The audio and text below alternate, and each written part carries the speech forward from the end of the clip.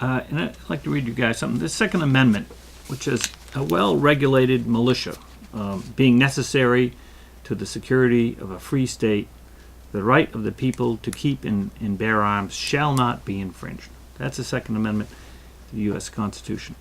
And when you see this proposal about a 25% sales tax on guns and ammunition, don't you see this now, Steve, as infringing on or impairing your ability to exercise your Second Amendment right? Absolutely. The government's slowly creeping in on their way to slow down the process of people purchasing and obtaining ammunition. That's basically what they're doing. I'm going to read you a quote from Chief Justice John Marshall, Supreme Court in 1819. He said, "The power to tax involves the power to destroy. The power to destroy may defeat and render useless the power to create." So his interpretation would be putting a tax right here, 25%, would be the power to destroy somebody's ability to protect themselves. Somebody's Second Amendment right, because they didn't have the money to pay the 25% sales tax. It actually is impinging on their rights now to defend themselves. That's right. Let's take the second part of this proposal, suggesting that there should be access to mental health records. How do you think, Steve, that would have impacted the situation down in Newtown, or in general? What do you think the government should do with regard to accessing mental health records in order for people to get a gun? Well, going back to the incident down in Connecticut, which you started to refer to, is that was his mother, I guess, was a law-abiding citizen, had the guns. I don't know how he got them, but obviously they found that there was a mental history there. So maybe it would have been caught, but he didn't have the right to have any of those guns. He was considered the criminal, even though he was a young kid, but he didn't have the rights to obtain that stuff, and he got it somehow. Killed his mother, possibly killed his brother. And the other part, could you refer back to that? Well, what do you think about the notion that the government should be requiring getting mental health access to your records to determine whether or not you should have a gun? I think that's violating my rights. And into the HIPAA Act, you're not even supposed to, that's supposed to be confidential between you and your doctor. And who's to say that doctor is credible to evaluate me as a person? Right. What do you think, Kenny? Same thing, if I can add to what he said. Let's say I went into a doctor's office and he evaluated my mental health. He's going to ask me questions. He's going to make a determination, not on anything really about me. It's based on my answers. I could be smart enough, or anybody could be smart enough, to tell him what he wants to hear, where his evaluation could very well be wrong. So no doctor is going to be able to evaluate anybody to know if they're insane enough to own a gun, because there's people who have owned guns that people thought were sane that committed horrible acts with guns. Timothy McVeigh is a perfect example. So you're saying that no doctor would be able to predict your person's actions? No, doctors are not God. No doctor is going to be able to figure out if someone's insane or sane enough to own a gun. I think this is just ludicrous that the government thinks that this is something they want to do. It doesn't have any sense to it. And Steve, what about the idea if they required to know what kind of prescription medication you're taking before deciding whether or not to give you a permit to own a gun? That goes, I don't know. I guess if you're on a limited, maybe there are certain prescriptions maybe that aren't a good judgment for a person to be obtaining a gun at that time or be able to use it. It's just like driving. If you have a certain medication, they recommend that you don't drive because you might have side effects, and it could go the same way. So I can understand that, okay? But you're opening a whole can of worms here now. And right. We don't know what it's going to come down to. I mean, you could run from one little question to phenomenal things that we're not even sure if we even get into that yet. and it could just progressively get worse and get beyond what we actually initially started to work with or for. Well, what if, so let's be specific. What if the state were to say, you, Steve, are not eligible to have a gun permit if you are on this, that, or the other kind of medication? I would have no recourse. I would have to fall under that law. Or Would you agree with a law like that? No, absolutely not. No, I don't. So you don't agree with a law that would say if you're using this particular prescription, you cannot get a gun? Well, let's go back into it. So are they going to bring this law into place? So If they enacted legislation that said if you are being prescribed this kind of psychotropic medication or this kind of drug, you should not or cannot get a gun permit. Would you be in favor of that? yeah, that would probably be okay. Right. Kenny? Yeah, I agree. But that's a tough issue. If Because someone's on medication, and they're on medication obviously because they have mental health issues, and they've obviously have been known to be on this, have mental health issues for X amount of years, then yes, by all means, that person could be questioned to own a gun. But I think the issue with the government is not really this. This is just a way for them to find resources to do something to stop you from owning a gun. I mean, Well, let's be very clear about this. If the state says, because of our safety concerns, if you are undertaking, prescribed to take these particular drugs, then you are not allowed to have a gun. Are you for that or against that, Steve? well, if the doctor says that this type of medication and it has a side effect and there could be possibilities, and you could say like some people might see, like hear things and whatnot, absolutely, we don't want people like that having a gun or that right to have one at that time. But didn't we all agree not that long ago that you can't predict such actions? Well, you can't if they're not on the medication. But if they're on medication, they've already been, obviously they're taking medication for a reason, I would assume. So you're saying the doctors can predict?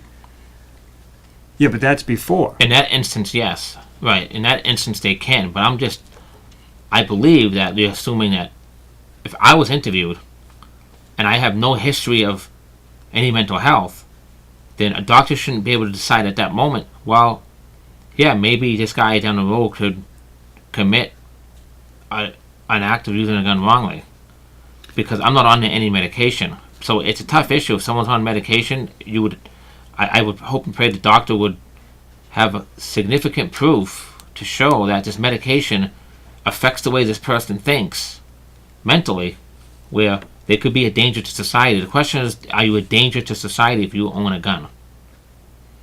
So again, it sounds to me like you're leaving it up to a doctor to make a determination whether or not you have a Second Amendment right. Because the doctor is going to say, well, I prescribed this medication. And the doctor's going to protect himself. And he's going to say, well, anybody taking a hallucinogenic or some anti-psychotropic drug is, he could go off. And right, see, I see your concern. The concern you have is what I would agree to.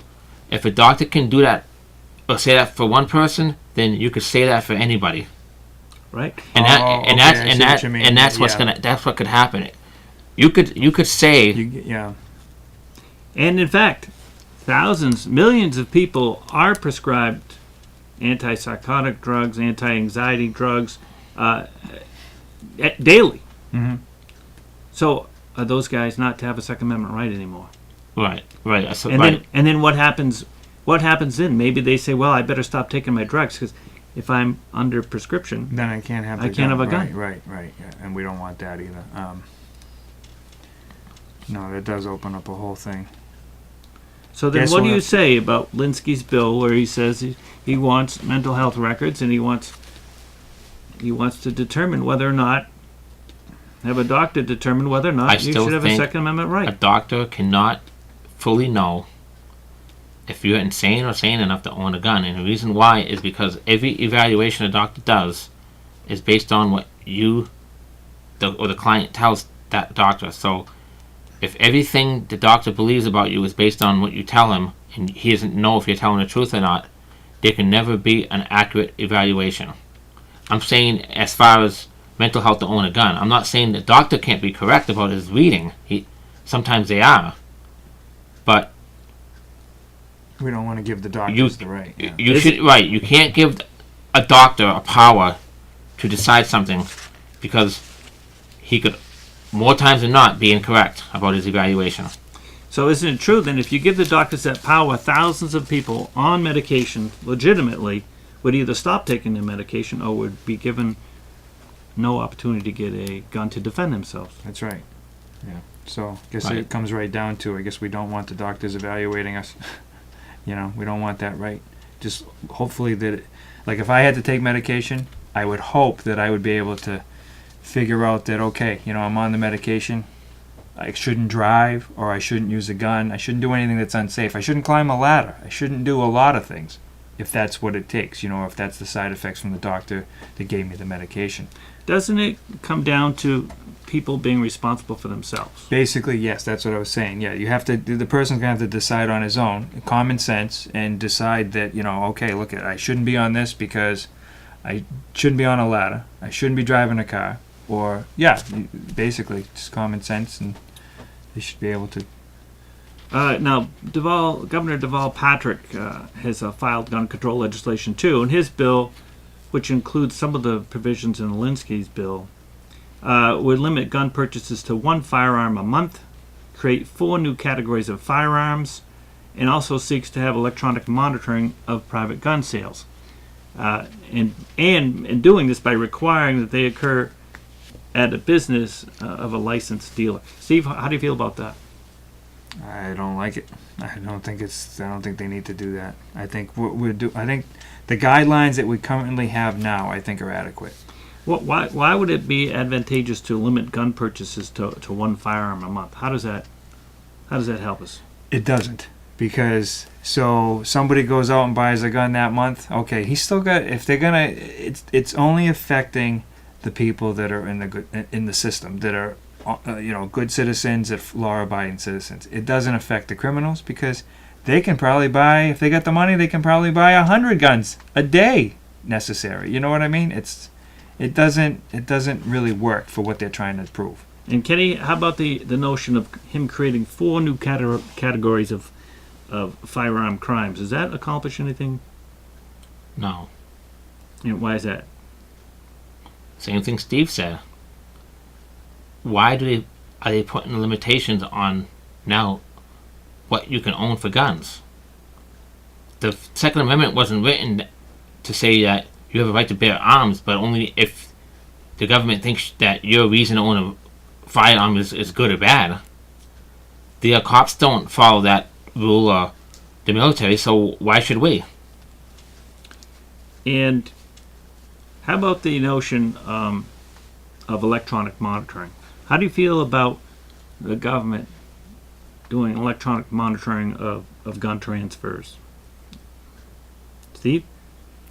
I don't know too much about that, so I don't know whether they do it. I mean, as far as if you purchase a gun, I figured there's record of it right there from that dealer. It may be written, it may be not electronic, but it's written. There's documentation if you purchase a gun in Massachusetts. Would you want them to electronically monitor a transfer of...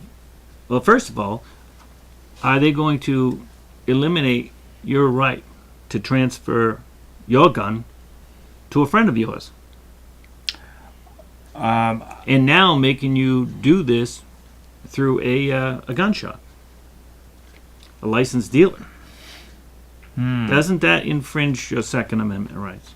Yeah, it does actually. Because if someone wants to purchase your gun, he can't do that, can he? True. Yeah. So he's going to have to go through a licensed dealer. He's going to have to go through an electronic monitoring system. Mm-hmm. And does it really help for them to... I mean, the guns that are committing... these people use to commit crimes, these aren't registered guns, are they, Kenny?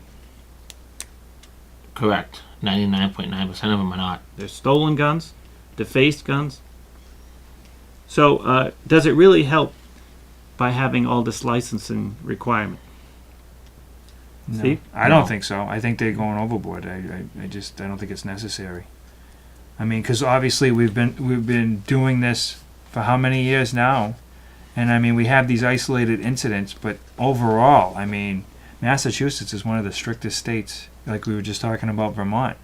You look at the ratio there to the guns, and they don't have a high crime rate, and we have more regulations in this Commonwealth. And I don't know the statistics on the numbers as far as deaths or anything like that, but it doesn't seem to be reputable citizens out there killing people. And Law-abiding people. talking a little bit about that, the states actually are kind of all over the place with regard to their gun laws. Some states require that people obtain a license or permit in order to purchase a gun. That's Massachusetts, not so in Vermont. Massachusetts requires an FID card. Some states and localities require that individual firearms be registered with the police. Other states don't. Some states allow some form of concealed carry. Some don't. Some states allow open carry. Some don't.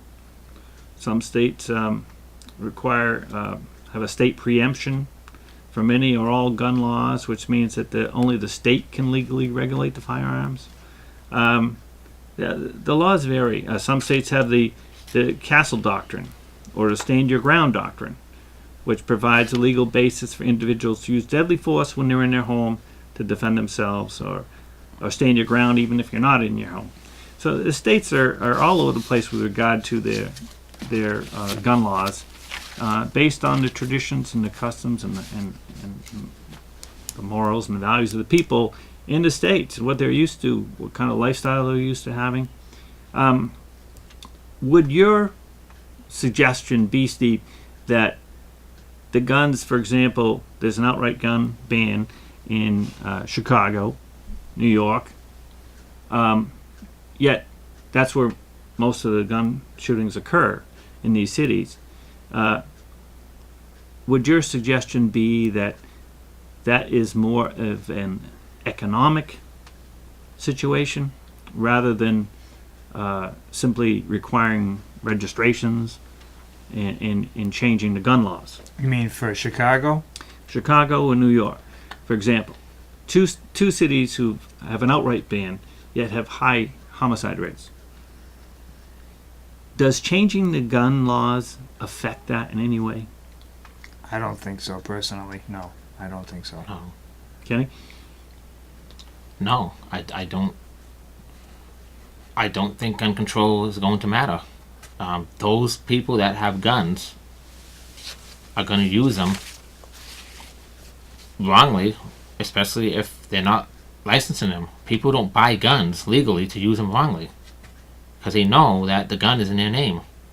So even if it were theoretically possible to ban all the guns in those two cities, would you expect gangs to still Of course you occur? would. Oh, sure. It just wouldn't be with gun violence. It would be with pipes, bats, chains, knives, explosives. Now we're going to get into explosives at this point. People are going to start fooling around with the other means.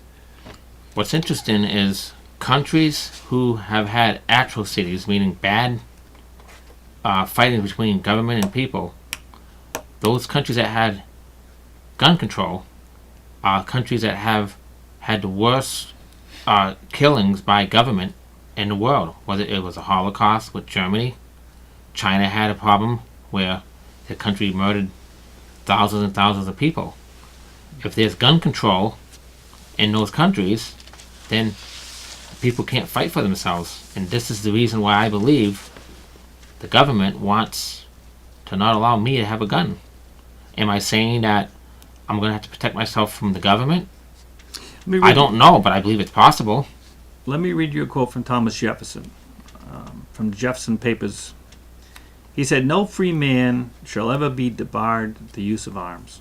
The strongest reason for the people to retain the right to keep and bear arms is, as a last resort, to protect themselves against tyranny in government." So Correct. he believed very much that people needed arms to protect themselves generally, and that was by natural right.